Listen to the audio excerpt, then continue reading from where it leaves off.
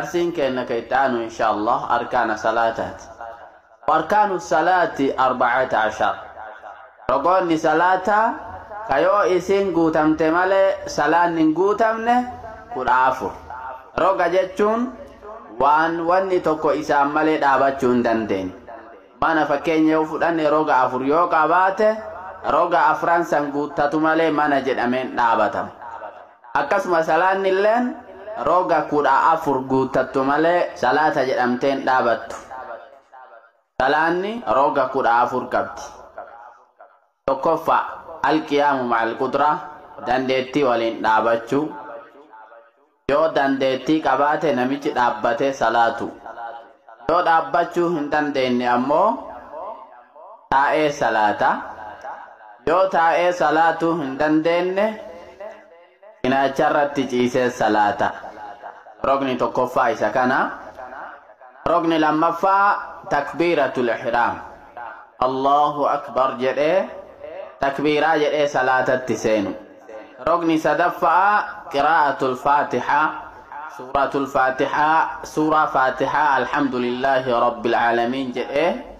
أقد أماتي بسم الله الراكاسي أقد أماتي قرأوا سورة فاتحة قرأوت روغ سدفات والركوع روغني أفرفا ركوع قوتش جلب قبتش والرفع منه شنفا جلب الرا والتيبئ والسجود على الأعضاء السبعة humna torban irratti sujuuda bu'u humni torban kallachaa funyaani harka lamaan jilba lamaanii fi qubbiin miilaa lamaan kanneen torban irratti sujuuda bu'aa jechuudha yoo kanneen torban qabaate torban kanarratti sujuudan bu'in sujuudallee hin guunne jechuudha wal i'tidaalu minhu sujuudarraa ol deebi'u والديبئني قطعيني تاو والجلسة بين السجدتين جدو سجود الأماني سجود قبوئي والجدي تاو لين أركان والطمأنينة في جميع الأركان رقوتا كان هندك ستو رقائي سو تجدي وچو قبمالي تدفين جرجران وچومي سو تائر توري gochuu qaba haga irra turamuu qabu irra turee jechuudha wattartiibu wal jala milisuu osoo hin taane sujuudaan eegaluu jilbaan eegaluu osoo hin taane tartiiba salaatni ittiin salaatamtu san eeggatee tartiibaan oofu arkaana kana hunda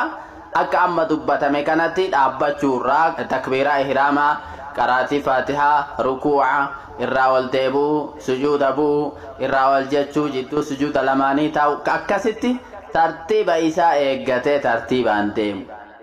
wattashahudul akhiir التحيات طمرا قراو والجلوس له التحيات طمرا كنافتاو والصلاة على النبي صلى الله عليه وسلم نبي رت صلوات بوسو اللهم صل على محمد وعلى آل محمد كما صليت على إبراهيم وعلى آل إبراهيم إنك حميد مجيد كان بوسو جتو كان جتو والتسليمتان